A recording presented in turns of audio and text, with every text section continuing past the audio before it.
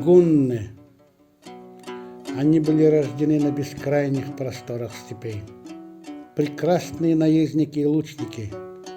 Они нападали так же быстро, как летит стрела. Народ, который оставил яркий след в мировой истории.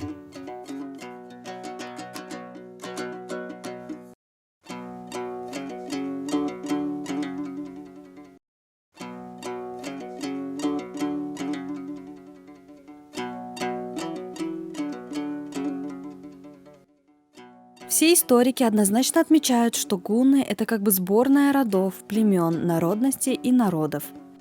Среди них основными выступали 3 народа, которые могли выставлять полносоставные тумены в 10 тысяч воинов – кыргызы, кыпчаки и сабиры. Лев Гумилев писал, что восточная алтайская ветвь кыргызов обозначалась этнонимом Динлин, а западную ветвь кыргызов, которая жила на равнинах, Эгемберди Маанаев обозначает этнонимом Бурут. В китайских летописях были обнаружены данные за авторством известного древнего летописца Сымя Тяня, что еще в 201 году до нашей эры существовало самостоятельное государство народа кыргыз. По мнению многих известных историков, изучающих древнюю историю кыргызского народа, начиная с 201 года до нашей эры и заканчивая концом II века нашей эры, этноним кыргыз на протяжении 4 веков часто упоминается в китайских летописях тех времен.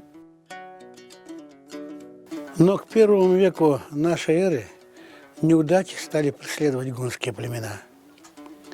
Большая часть из примерно чем 30 гунских племен и народностей откочевала на Алтай. Во-первых, из-за понесенных поражений от китайских войск, а во-вторых, вследствие многолетней продолжающейся засухи и джута.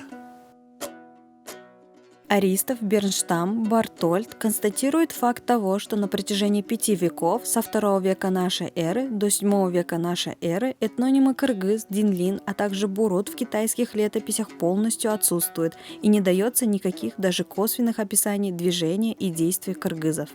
Аналогичную точку зрения высказывает и русский советский ученый, классик кыргызского языкознания Батманов Игорь Алексеевич. Такое отсутствие какого-либо упоминания о кыргызах можно объяснить только одним фактом – тем, что кыргызы удалились из поля зрения китайских летописцев в связи с продвижением на запад, предпринятым объединением гунских племен. Это продвижение на запад объясняется историками не фактом кровожадности гуннов, желавших непременного покорения встречных племен и народов, а фактом того, что здесь, в предгорьях Алтая, началась долгая многолетняя засуха и было необходимо искать новые плодородные пастбища в стороне захода солнца.